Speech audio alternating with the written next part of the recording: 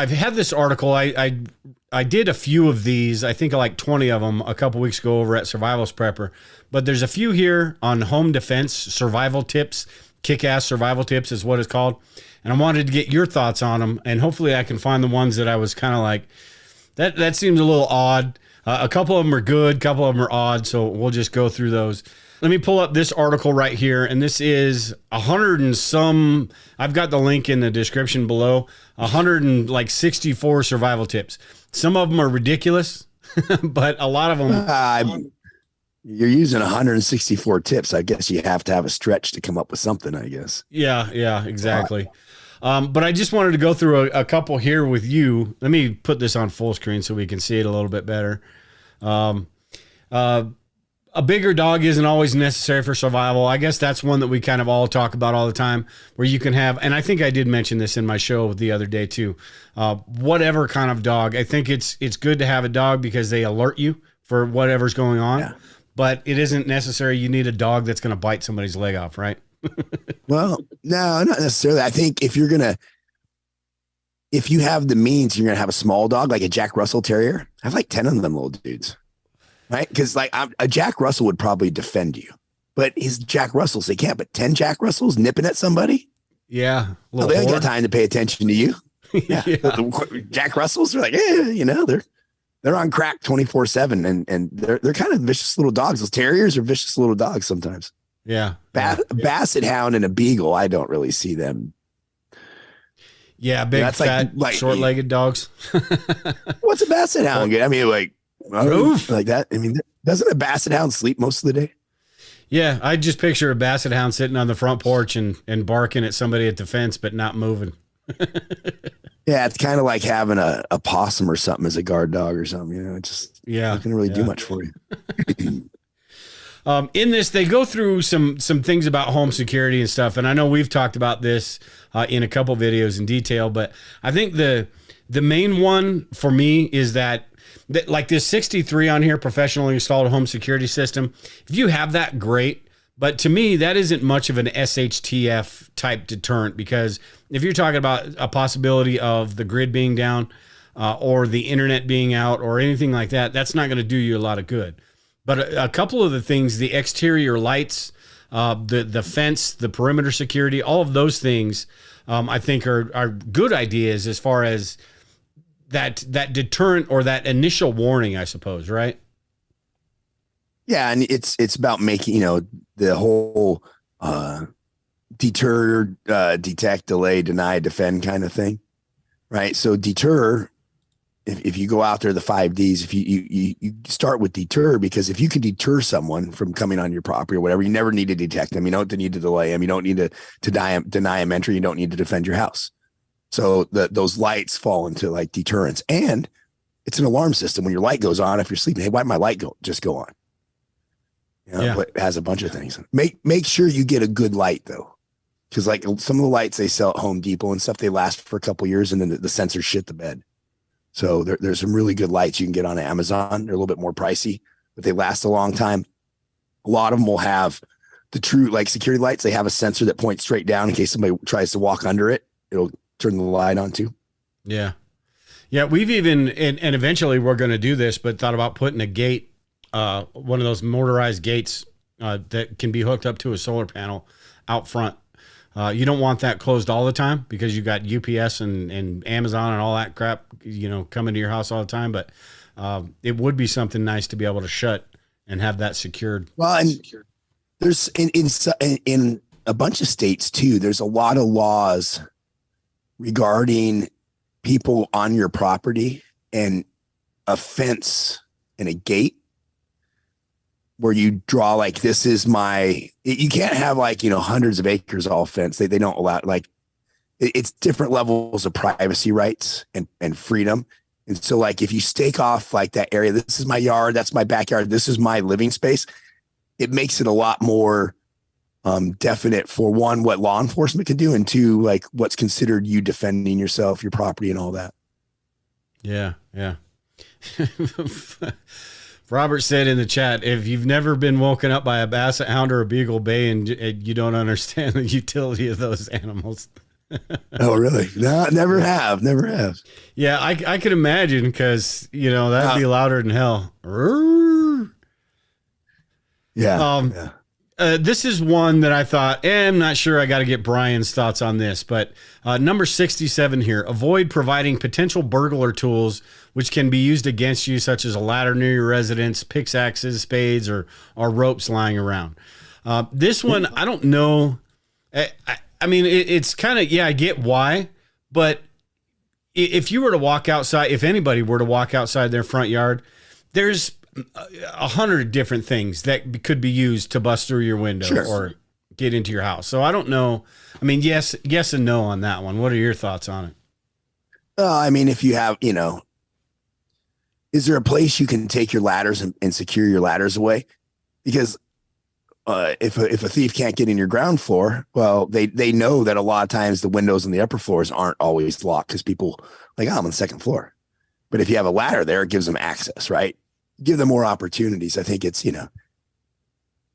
at some point you have to say enough's enough, right? Because you're not going to put your steak knives away every night. But like, how many like Criminal Minds shows or, Law and Order shows do they show where like got killed and burglar used his own kitchen knife to do it, kind of thing, right? Like, so. Yeah.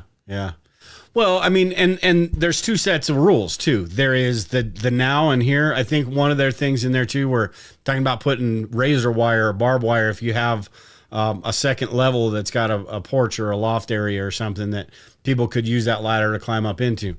That's not something you'd want to do now.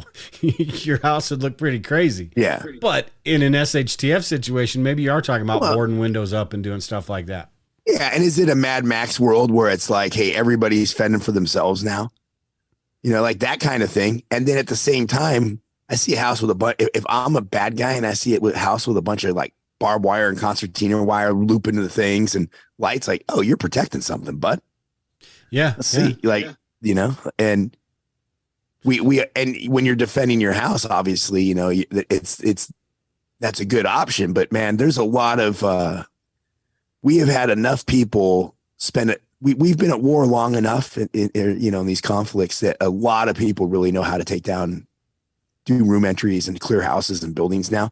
So you can have all your stuff. There's a bunch of really experienced people running around that, make sure you're on it. So balance that. Like, how much is your house a gray man house, or do you want to look like Fort Knox? Yeah. I'll tell you what, these days, I don't know that you need a Mad Max situation, because remember when they thought Trump was going to get reelected, that Washington was shut down and boarded up, and New York City was shut down and boarded up. So, I mean, it depends on the situation.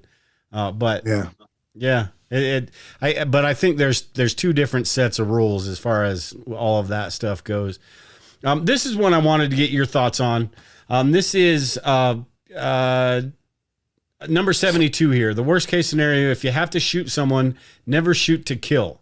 The idea is to stop the threat or physical injury, death upon your person, not to have a murder rap. I don't know. I think that's situation dependent, kind of. What are your thoughts on that? Nope. That's what I thought you were going to say.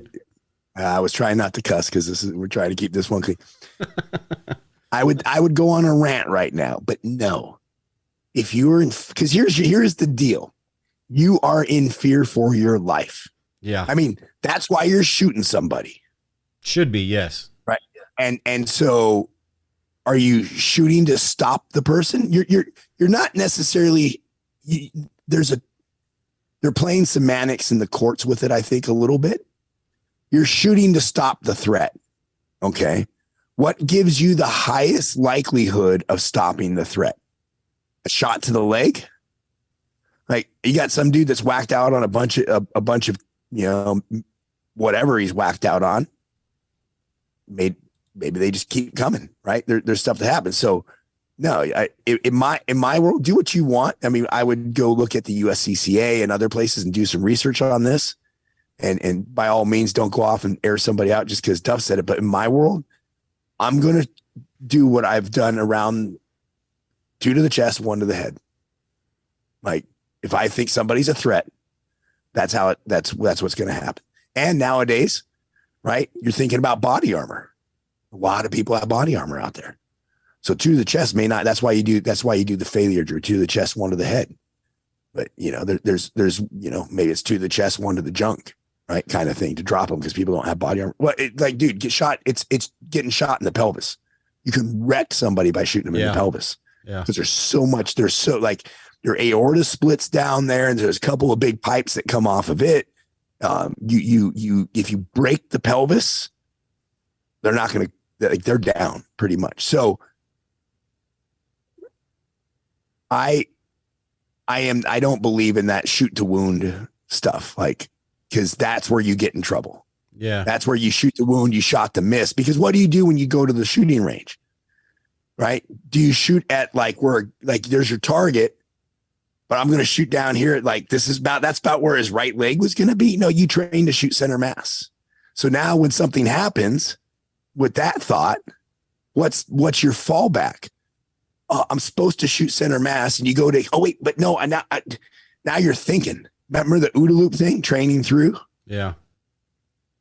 Now I am a big believer in that. You shoot to end that person and put them down and stop the threat. It's if they hit the ground, all right, and they're alive, if they're not a threat anymore, don't shoot them.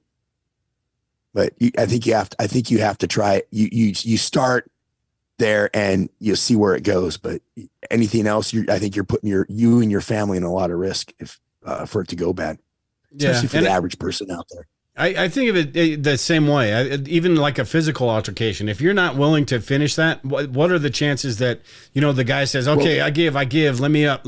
And then they continue. So here's the thing, right? When it goes to court, his attorney, because it was going to sue you, is what's going to happen. Right. So his attorney is going to say, why'd you shoot him in the leg? I didn't want to hurt him too bad. Oh, so then you didn't think he was a real threat then because you didn't want to hurt him too bad. Well, no, but then why'd you shoot him in the leg? Well, because I thought you feared for your life. Because exactly. When you pull that gun and you bring that gun out, well, actually, when you bring the gun into the situation, that's why I'm not a fan of open carry. Anytime you bring a gun, you're injecting a deadly force instrument into a situation. So when you pull that out and you unholster it, you're engaging that person with deadly force. Because you're gonna have to justify it. I feared for my life is the justification. I feared for my life and I tried to shoot him in the leg so I didn't hurt him that much. Tells people you really weren't fearing for your life. Yeah. Unless you're Dead-Eye Dick, you're some former Delta Force operator that can say, dude, I've been through 1,000 firefights. Like literally some of these guys have just been firefight after firefight.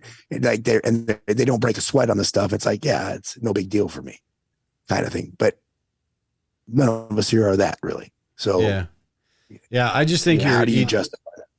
I remember a video that I watched a while back in New York. There was a guy harassing this woman or something.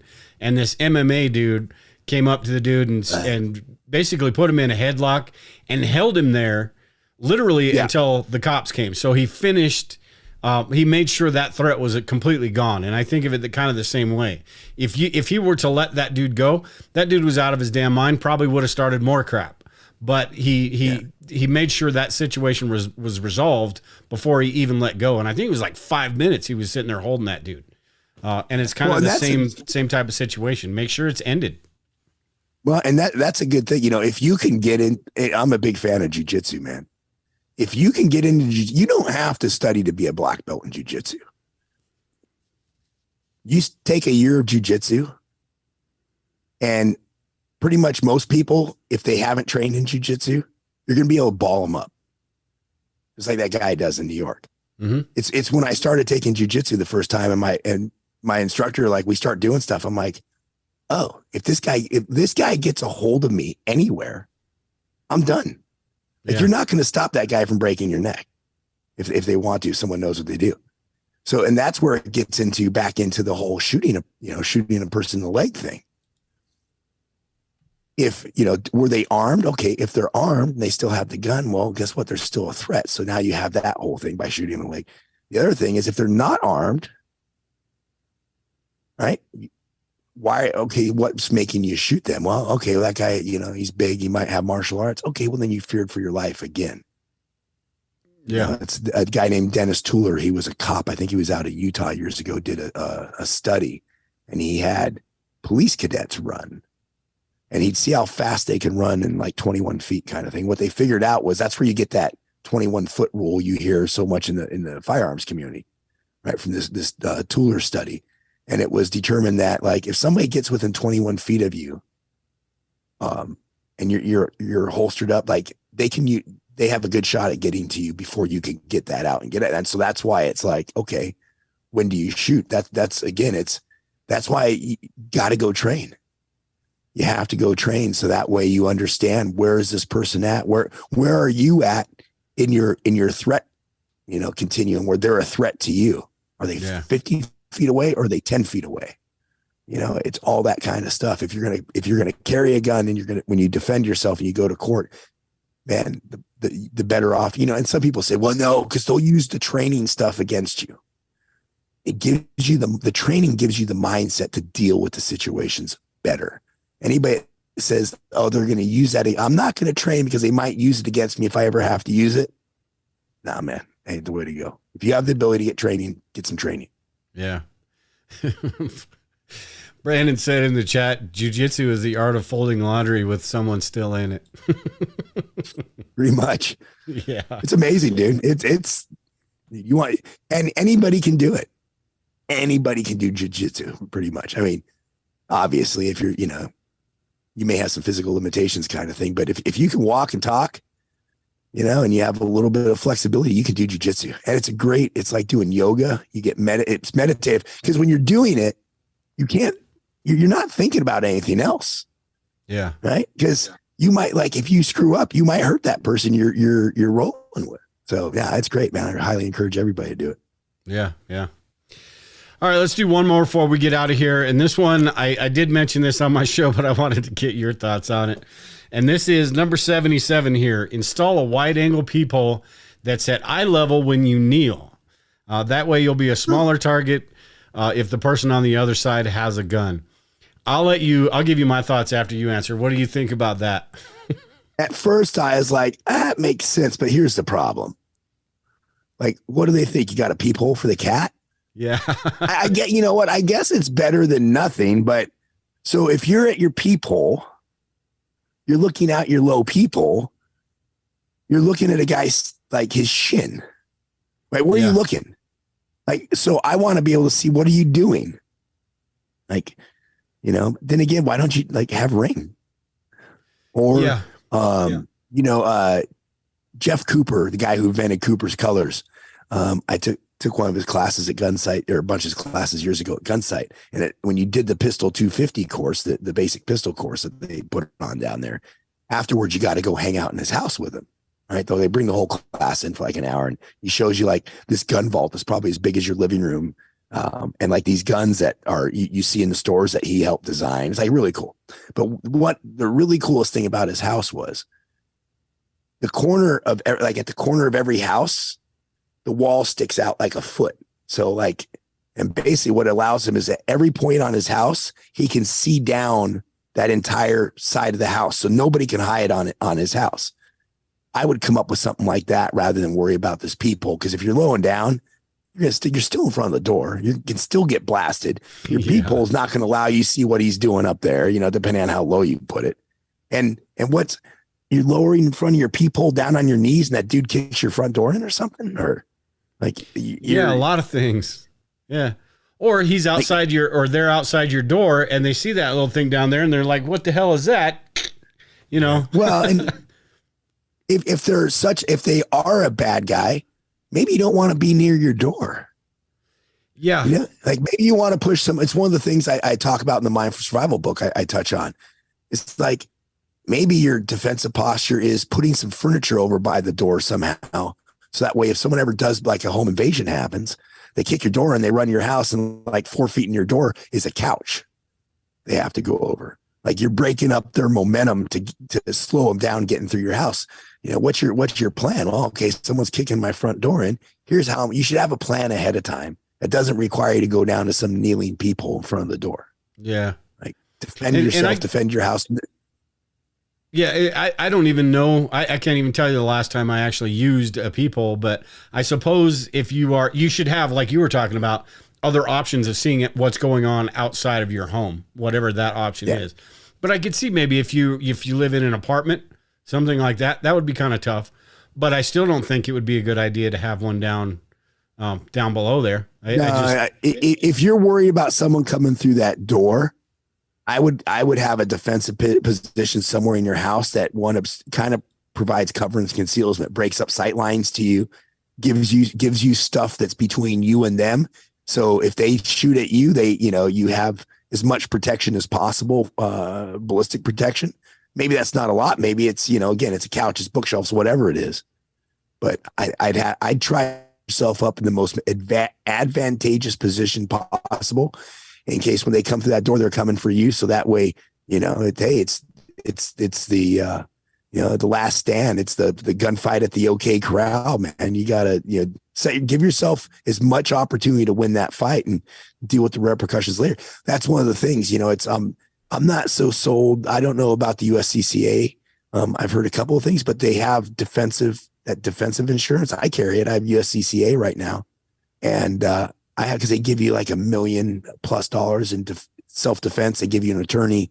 There's a bunch of stuff if you ever shoot anybody or you get in a fight and you injure somebody defending yourself. It's kind of like that. So I have that. So that way, exactly what to do. So set yourself up to win. Yeah. And win in court after. Yeah. Yeah. It's just all, I mean, if you're doing all this other stuff, a peephole at the bottom of your door is just not necessary. And on top of that, anybody that comes to your house is going to ask you, what the hell is that? And then you have to explain it. So yeah. Yeah. Just, that's for my dog, or I got a midget living in the basement. Yep. Anyway.